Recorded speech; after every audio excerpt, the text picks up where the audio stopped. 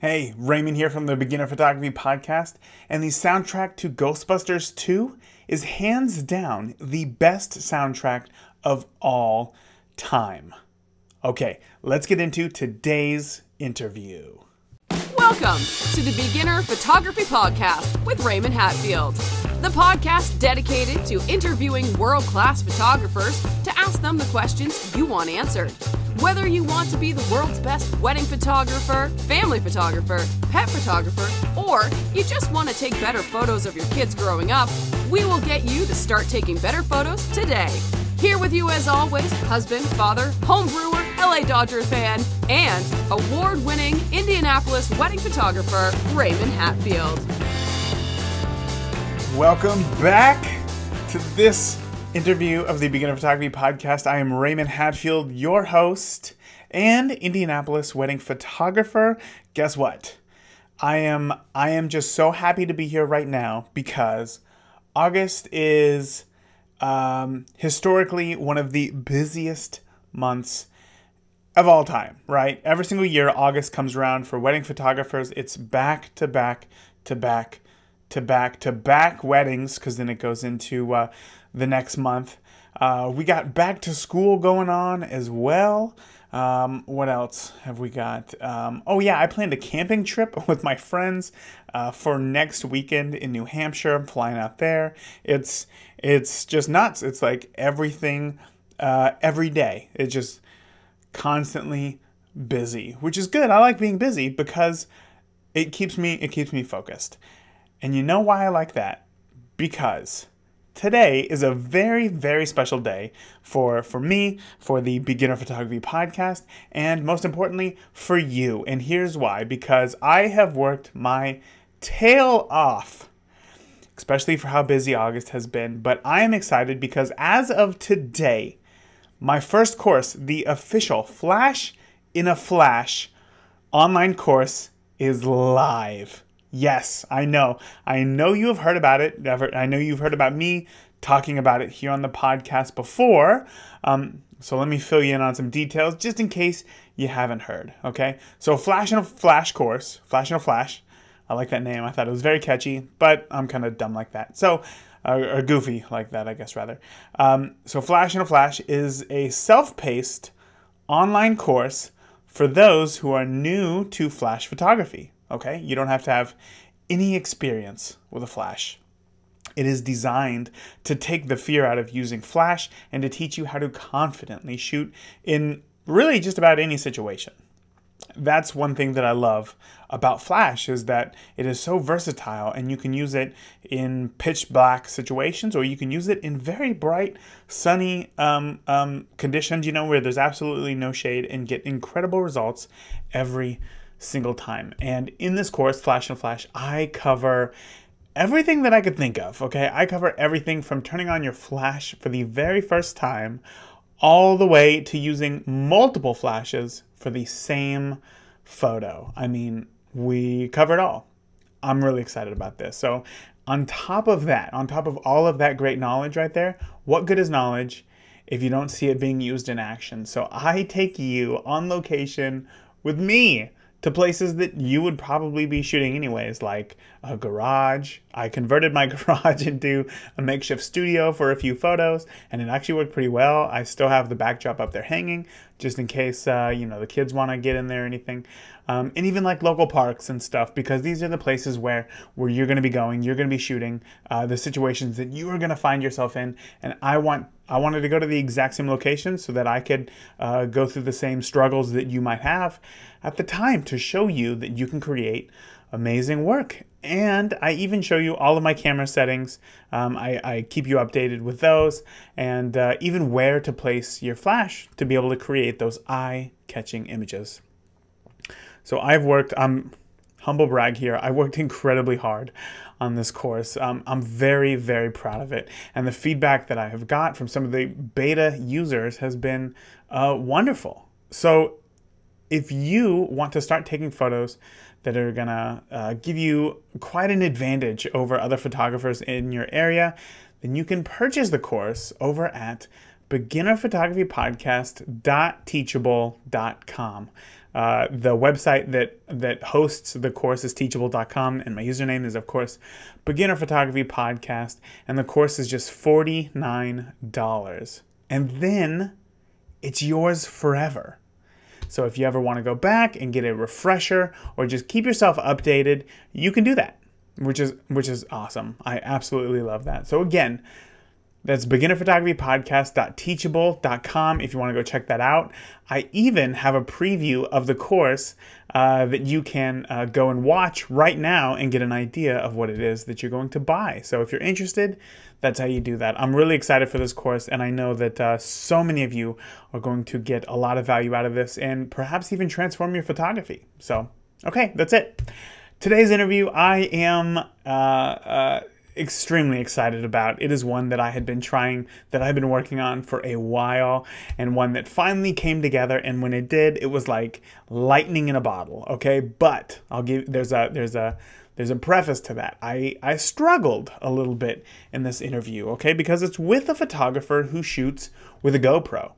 Arguably one of the world's most famous GoPro photographers, as you'll hear in the interview as to why, if you don't already know who he is. But the GoPro is a camera. If you don't know what it is, I don't know who doesn't know what it is. But no, now that I say that, somebody actually asked me that while I had a GoPro in my hand. So some people out there don't know. So okay, if you don't know what a GoPro is, it's a camera. It's a little action camera, small, fits in the palm of your hand, that produces incredible footage. It's made for like sports and stuff like that, but it has little to no manual controls. But this is where I kind of struggled with the podcast, is that I tried to ask questions that will get you to think differently about how to use your camera, no matter what camera it is. So it's not like I was asking, why in the settings does it look like that? It was none of the questions like that. This was all about how to think about the world differently through a different camera, and how you can do so as well. So really, that's what this podcast is all about, right? It doesn't matter if you shoot manual, if you shoot aperture priority. You do have more control, obviously, when you're shooting manual. But when you're given the constraints of it, oh yeah, look, here's my GoPro right here. Just in case you're watching on YouTube and, again, you didn't know what one it was. I don't know why you would be watching this video anyway, I'm getting off topic here. The point of this podcast is to get you to think differently about photography and where to put your camera. So that's really what I tried to emphasize, there you go, in this interview. So, okay, I'm so excited for you guys to hear this one. We're going to get into this interview right now with Abe Kislevits. Today's guest is the Senior Creative Director of GoPro. Having been with the company almost since the beginning, his photos have been plastered on billboards and have been shown to millions on TV advertisements. And I can't wait to talk about the ins and outs of using a camera with next to no manual controls to create just jaw-dropping work. And today I'm talking with Abe Kislevits. Abe, dude, thank you so much for coming on the podcast. Thank you for having me. Super excited to chat. Yeah, so I mentioned there that you are the Senior Creative Director of GoPro. In your own words, can you tell me exactly what that job entails? A lot of things, but I think mainly it's overseeing sort of the media production of some of our TV commercials and any sort of creative work that we have that goes out in video form. Okay, so creative work just being like the photos and video. Yeah, so when we're doing stuff, we shoot a lot for advertising and for YouTube, and then so anytime we have new cameras coming out, that kind of stuff, I kind of oversee the creation of our advertising work, basically, yeah. Okay, right on. So that sounds like you get a lot of fun being able to experiment with new cameras and try out new ideas that you get to show off to the world. Yeah, okay. It's definitely a lot of experimentation. I think one of the cool things about GoPro is that we're all just learning together and trying new things, and how can we use this new camera in a new way, or just use a GoPro in ways that would get people excited to shoot. Yeah, for sure. I think the GoPro can be used in like so many unique and interesting different perspectives, I guess. What's one of the coolest ways that you've seen a GoPro being used? Oh man, I mean, there are so many things that GoPro are being used for that are super awesome. I think we always love to see the bird angles. So there's like the seagull steals a GoPro and then flies somewhere and then drops it off. I think that's always really unique. Gosh, there's, I mean, the list goes on. For my favorite stuff is just the stuff that happens by chance. Oh, okay. And so it's like it's usually the viral video that gets shared around. It's like, holy cow, did you see what just happened with the GoPro? And it's usually like GoPro falls out of a plane, or the random stuff where you're just like, you could have never planned that. Sure, yeah, exactly. And like 20 years ago, if you're shooting on like a giant VHS camcorder, it just wouldn't have been possible. Yeah, exactly. I always love like car racing videos, and obviously the GoPro lends itself very well to cars. Being able to, one of my favorite points of view is being able to put a GoPro like next to the brake caliper. Because obviously that's like not possible with any other camera. Yeah. And just watching it like clamp down and watch that brake rotor get red hot, that is just so cool. So cool. Yeah, that's very cool. I kind of want to know a little bit about your beginnings, because on your website it says that you have a degree in mechanical engineering from USC, which is insane. I want to know when or why did your attention kind of shift to photography and creative media? Yeah. I don't think it ever really shifted. I was always kind of into creative arts growing up, was super into drawing and painting, and all through high school, my art teacher was like, okay, so what art school are you going to go to? And I was like, I think I might actually do engineering. And I think he's just shaking his head like, well, why? But that was kind of like in the back pocket. I kind of wanted to have some sort of job security for the future. Sure. I think when I was doing all of that and going through school, we didn't have like social influencers, and you couldn't look up to these people on YouTube, because YouTube was like just starting out right when I was finishing high school. So that was never like a job option of like traveling the world to like film and create media. And had I seen that, maybe I would have been more excited about that. And I was just starting to like post stuff on the internet and like, getting into digital design and using Photoshop and After Effects a lot. And then once I went to college, I was on my ski team at USC, and we were skiing every weekend with my best friends, and we started filming. And we also started filming with a GoPro like halfway through that time. And that was when I just started getting kind of burned out on the mechanical engineering side, just because it was a lot of work. Sure. And anything that you can do to procrastinate, I've learned in college, is probably what you're going to end up being passionate about. And so I was finding myself just editing video a lot. And it was kind of like a means for me to sort of separate myself from the school work and let me just have like a side gig to work on. And so that one thing led to another, and I just kind of kept going with that. But all through college, I was working in graphic design for web development as my like student job to put me through school, and did graphic work for a ski company for a long time, doing graphic design, the top sheet designs for skis. So graphics and creative media has always kind of been in there, and it's just wanted to make sure I hit the degree as a backup plan. Sure, of course. I'm glad to hear that procrastination once again has saved the day in somebody else's life. This is great. For sure. So how did that turn into working with GoPro? Was it because of your mechanical engineering degree? No, not at all. Nick Woodman actually asked if I graduated college when I was working there, and I was like, yeah, I have a degree in mechanical engineering.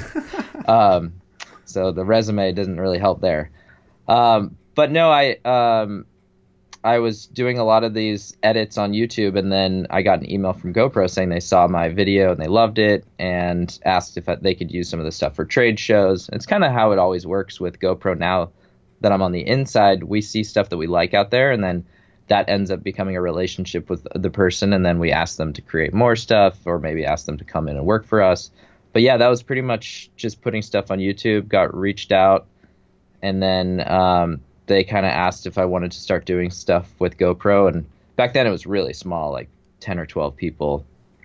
And then from there I was still in school. So I finally graduated, took like 6 months to live in the mountains and just edited every day, learned as much as I could about video editing, and was kind of feeling out different job options. And that was the one that kind of stuck with me.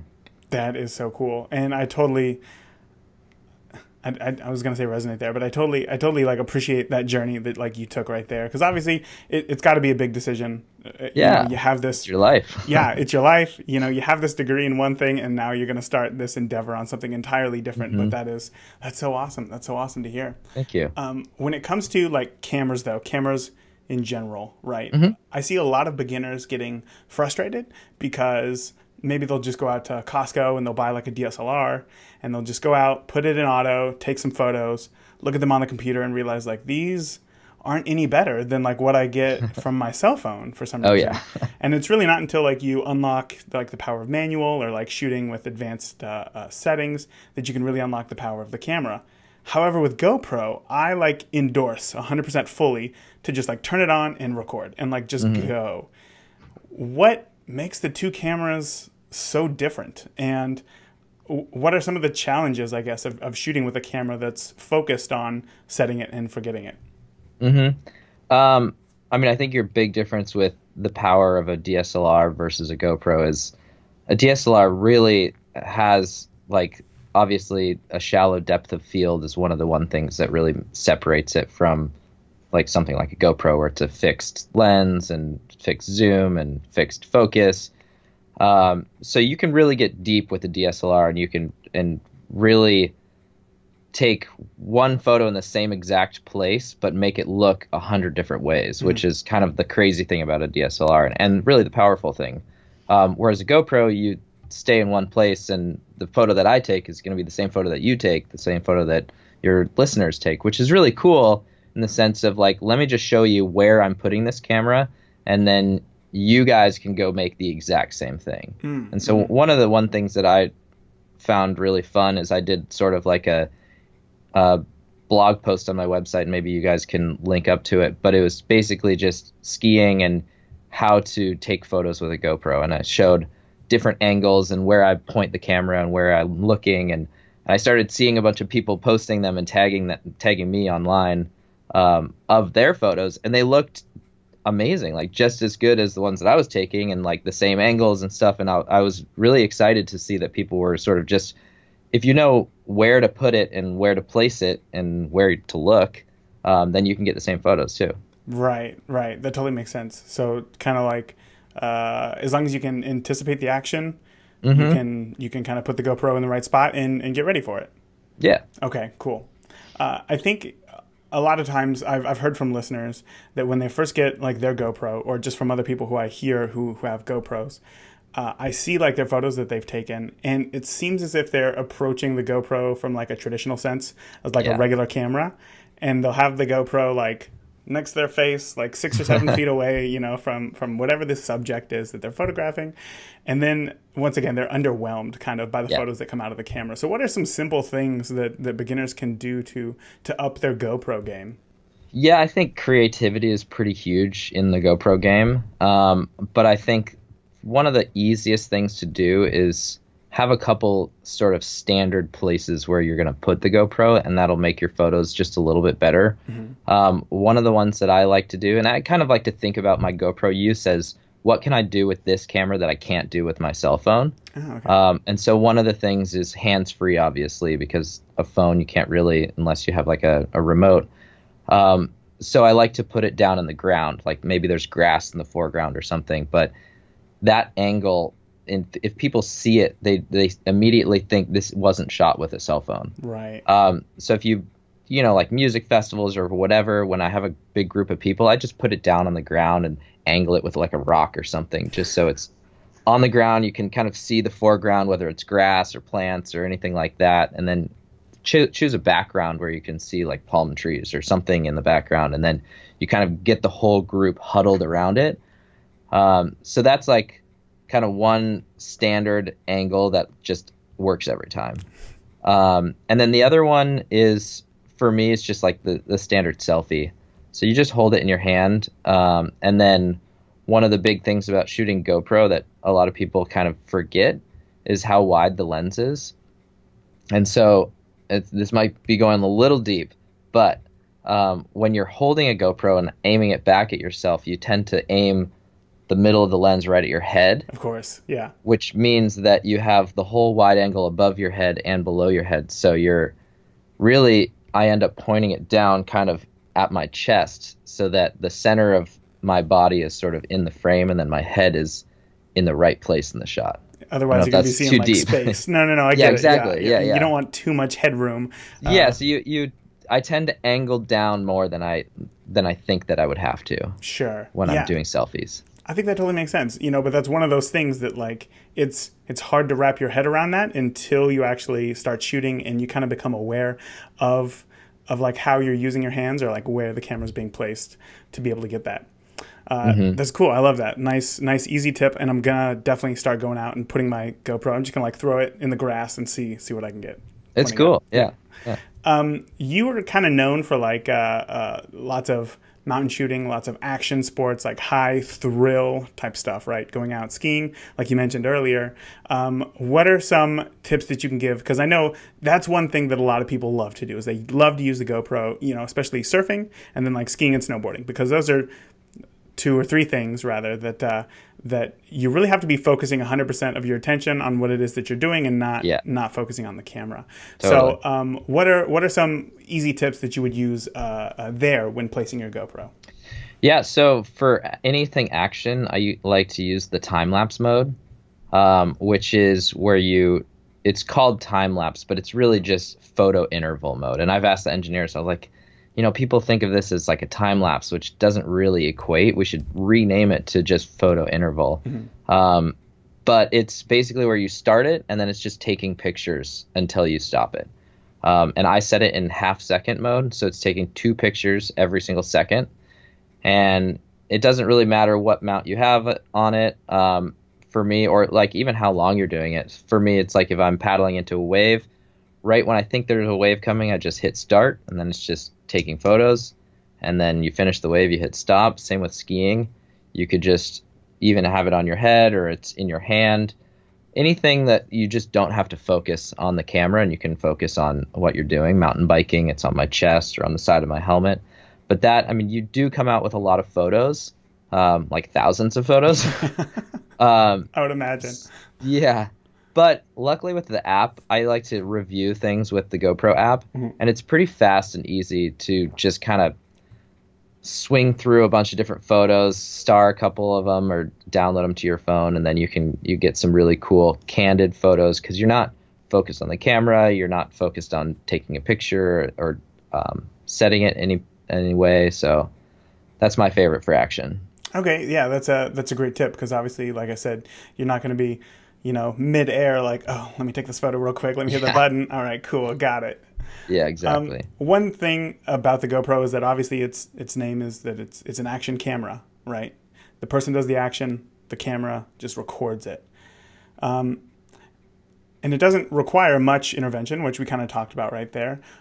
With a relatively small screen, I find on the GoPros, obviously with its small size, how much should we be looking at the screen, and how much should we just let magic happen?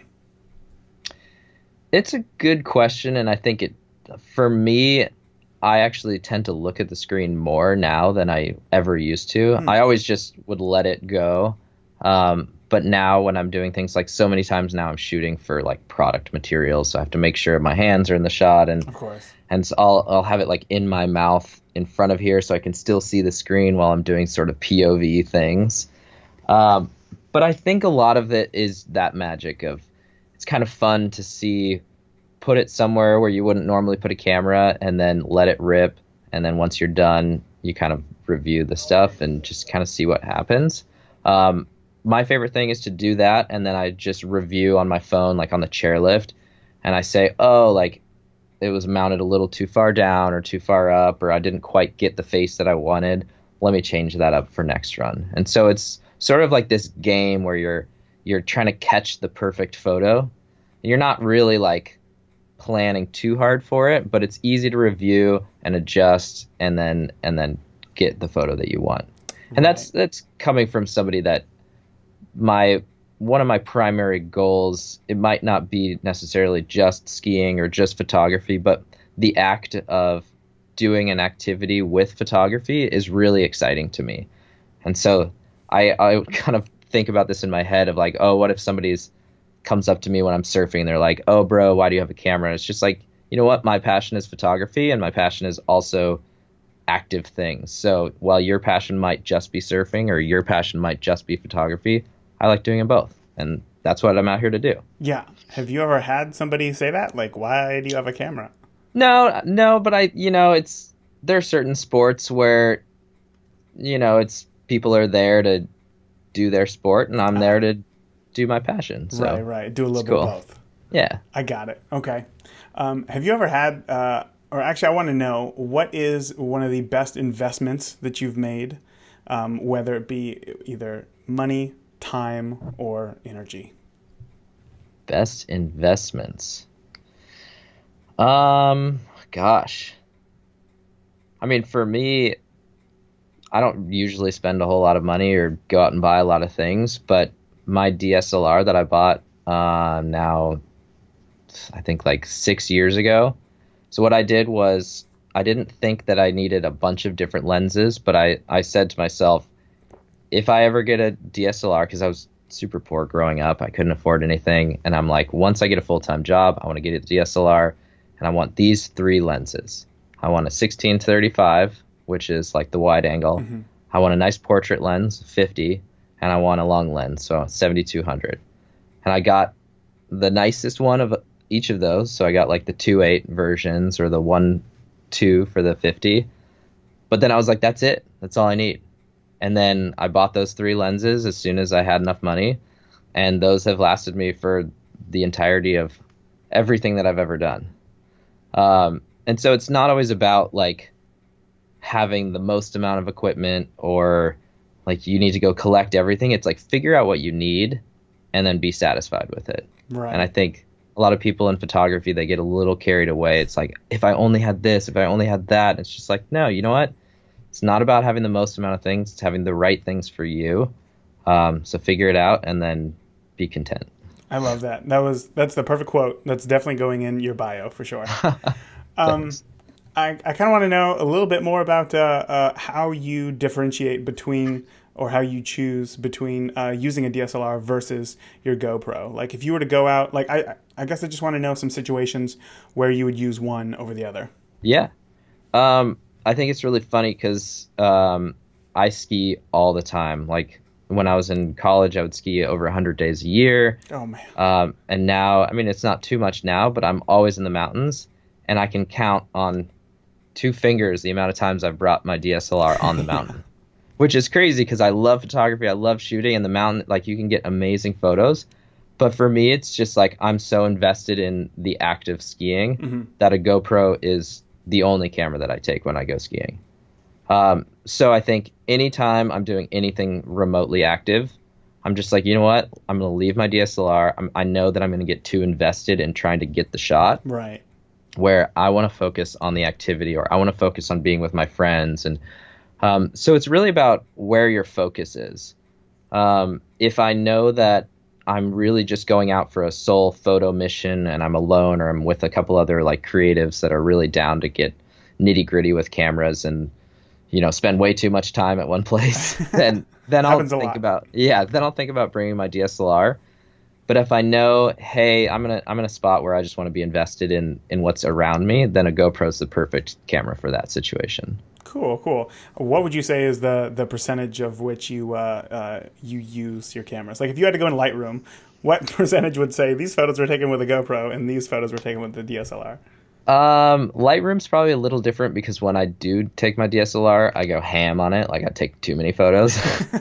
So my Lightroom's probably like 70-30, 70 GoPro, 30. But I think the percentage in life is probably like 90-10. Okay. So 90% GoPro, 10% DSLR. Cool.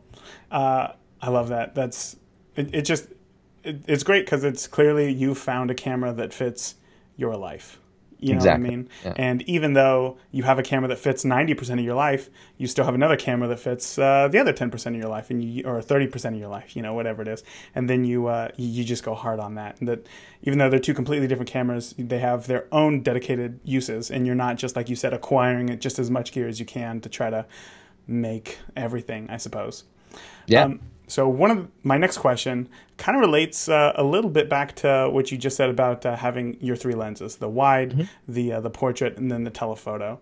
When the GoPro, I guess 3 came out, we now had the option to shoot wide, medium, and narrow, right? And I think one of the things in the beginning that made the GoPro so unique was its ultra wide point of view. So what are some situations that lend itself to using less than a ultra wide field of view?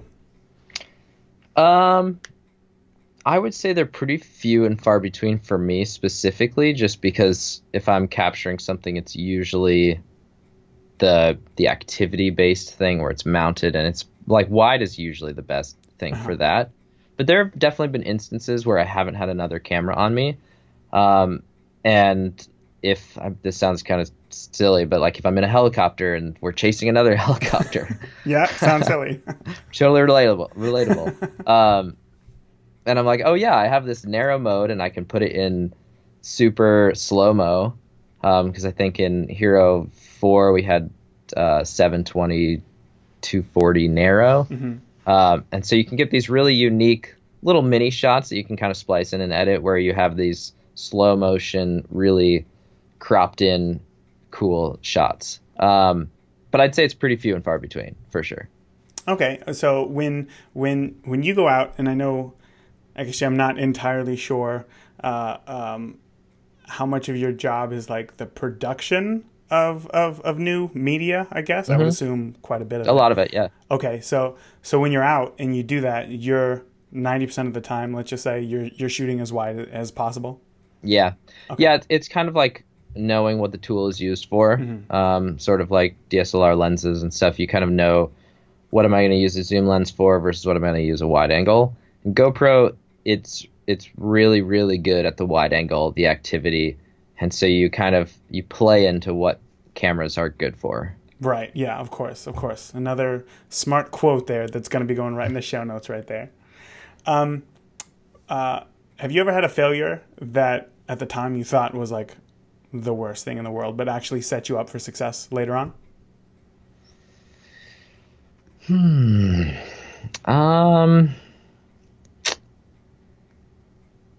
I don't know that I've ever really felt like I know it sounds a little funny, but I've never really felt like I'm in a spot where I'm experiencing utter failure. I think probably in school was when I was a little unsure of, okay, well, I went into engineering, but do I really want to go into a full-time engineering job? And then sort of was looking around and unsure. And I think a lot of us have definitely felt that, like, what is my true calling? And should I be following my path this way or this way? And like, well, my passion's here. So I think for me, going to engineering school was actually one of the better things I could have done. Just going to college in general put me in contact with like all of my best friends now. It's like you get this community of people that are all together and they're all shared like similar passions. And so that was huge. But then also just the act of studying engineering. And for me, going to GoPro and being able to talk to the engineers and having maybe they have a little level of respect because I went to engineering school, and I can kind of talk the artistic creative side, but I can also talk the technical, like, hey, why isn't this doing this? And maybe we should try something here. So I would say that's one of those times where you're unsure, but the act of just following through and pursuing something that you've started was a really good thing for me. Okay, cool. I love that, and I think that a lot of people are going to have that exact same. They're gonna relate with that quite a bit. Totally. So yeah. Okay, my next question. I'm really excited about this one. You are very well known for your post processing. Okay, and for somebody who does a lot of posts on GoPro images, probably hundreds of thousands, if not maybe more. The GoPro does have a smaller sensor, obviously, just because of the size of the camera. So how do you get the most out of the digital files? You talked a little bit about playing to a camera's strengths. So how do you play to the GoPro's sensor's strengths when it comes to editing? Man, it's really all about shot selection. So I'm not taking a crappy shot and making it suddenly beautiful and putting it on Instagram. It's like I will take 5,000 photos in a day or over a weekend of skiing, and you narrow it down to 2 to 4 photos, you know. And the same thing goes for our GoPro launch videos. People say, like, how do you get such amazing content out of a GoPro? Yeah. And not to say it's like we're cheating, but it's like we shoot so much content. And if you think, you know, you shoot the most amazing content you've ever shot, but then you narrow that down to 2 or 3 shots in a whole production, and then you have 10 productions around the world, and they're all also narrowing down their shots. It's gonna be suddenly every single shot is an A+++ shot, where it's yes, it's being captured on a GoPro, but it's just the act of filtering down. Okay. So I wouldn't think that it's not possible, but you should just play the numbers game where you shoot more, and the more that you shoot, the better you're going to get, and then the higher chances you'll have good photos. But then it comes down to selecting the right photo. So then back to your original question. That is just not, I mean, it's not too much in Lightroom, and I like to just put a little like personal touch on it, but I'm not making the photo something that it wasn't originally. Sure. I start with what I think is usually a pretty good photo. That being said, you can do things like use the raw photo capture on a GoPro, which will give you more latitude and range, but that's getting a little deep on the photo side of things. Yeah, I think though, at least the listeners, they understand what RAW is, so that's more than enough there. Yeah. Yeah, that's a great answer. I find some people do try to do that, right? They try to take less than A+ photos and try to turn them into A+ photos just through, I don't know, hue and saturation, right? Like try to boost those things and make it look pop, even though the photo isn't technically very good. So that is a excellent tip right there. So thank you so much for sharing that. Yeah. What advice would you give to a smart, driven photographer who just graduated college, about to set out on their own journey? It depends on what you're trying to do with your photography, but for me, it's just, I would say do it because you love it and follow your passions because they're your passions. I wouldn't look to anybody else for to compare yourself to anybody else, because I think that can get you down a difficult road. But figure out what it is that you're passionate about, and you kind of follow that and work really hard. I mean, that's the kind of thing that I tell people now, because I think it gets a little lost these days, is that it still takes a lot of work to become, you know, the people that I follow on Instagram. They're amazing because they put in so much time and so much effort, and they're the masters of their little niche of what they do. Do you have any examples of who you love to follow on Instagram? I kind of put you on the spot there. I know Instagram names can be kind of hard and long. Yeah, no, I'm pretty bad with names, but I could give you a whole list. Obviously, I mean, you could just look at who I follow. But oh yeah, sure. Basically, there's a bunch of even GoPro creators that I'm continually impressed with their work. Bear Kiwi is one. He's an awesome creator out of New Zealand. He like pretty much has cornered all of New Zealand. So if anybody needs things from New Zealand, they just go to him, which is awesome. And yeah, there's a whole bunch of awesome creators out there. Okay, cool. Is there any piece of gear that you thought, like, I have to have this thing, and then once you got it, you realized, actually, I never use this? Oh, well. Sounds like you had an answer for both. Yeah. I mean, there's definitely gear that I have to have, because... Okay, let's hear that. For DSLR, for equipment that I always have with me, though, is a tiny little Manfrotto Tripod, a metal one. Yes. So it's this tabletop tripod, and I just keep that in my bag at all times, because if I ever need to do long exposure photos of the stars or anything, I have that, whip it out, put it on my DSLR, and I'm set. I have 4 of those because they're so good. And I use them actually not only for my camera, like you said, like for nighttime shots, but I put a little, and I wish that I had one right here around me, but I put like a little cold shoe mount on one of them, so then I could just mount my flash right on it, and now I can just put that like behind people. They're worth their weight in gold, so I'm right there with you for sure. Nice. Have you ever had like an embarrassing moment, either out while shooting or working, that you'd be happy to share? Oh yeah. Okay, so one of my early productions of GoPro, I was at it's now called the GoPro Mountain Games, but back then it was called the Teva Mountain Games. And it's a bunch of different competitions that are in the mountains. So there's like kayaking and mountain biking and stuff. And I was shooting the kayaking portion. This was early days of GoPro, so it was just me in a backpack, and I had like my boss was running around somewhere else. And I had the credentials, so I passed through a bunch of people. And I'm down next to the river, and I'm like, oh, I'm the film guy that's got like the credentials to get through, and I'm setting up a cool shot. And I wanted to do this really cool shot. This was way back in the day before like 360 cameras or anything. But I'm like, I have 2 GoPros, which I've never had before. So I'm going to put 2 back to back, one facing up the river, one facing down, and then I'm going to use After Effects and make this long stitch together. Oh man, so and much then like work. pan. Yeah.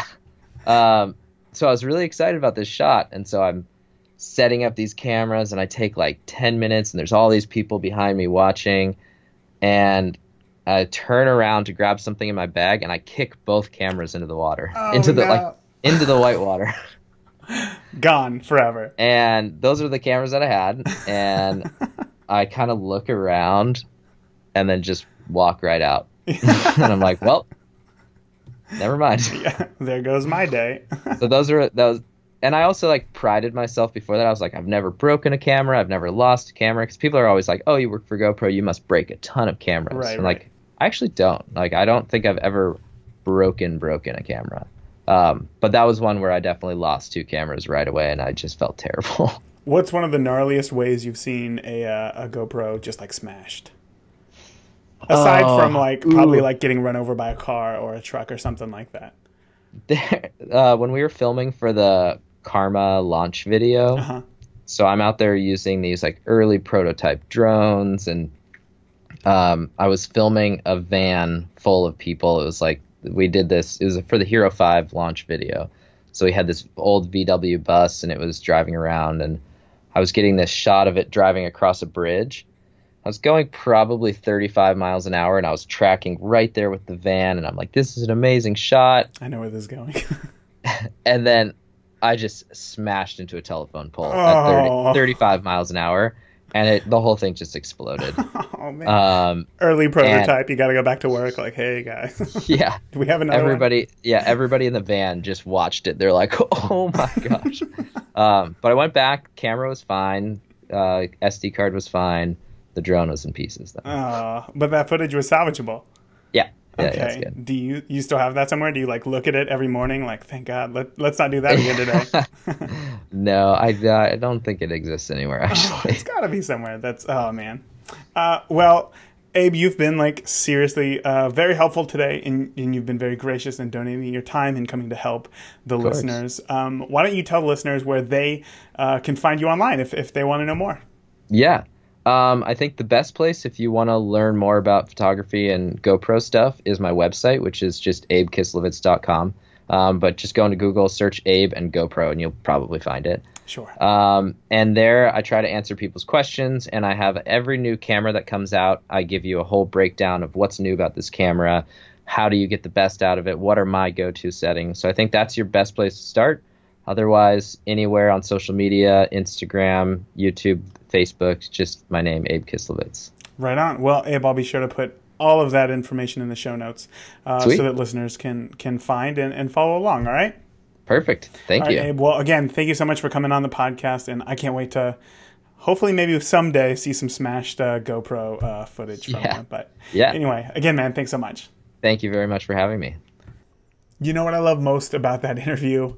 First of all, Abe's enthusiasm. You could tell that this guy loves not only his life, or I guess not only his job, but his life. He loves photography. There's guests that I have come on the show, and you can just tell that they ooze that passion and that desire that just keeps them going. And Abe was one of those people.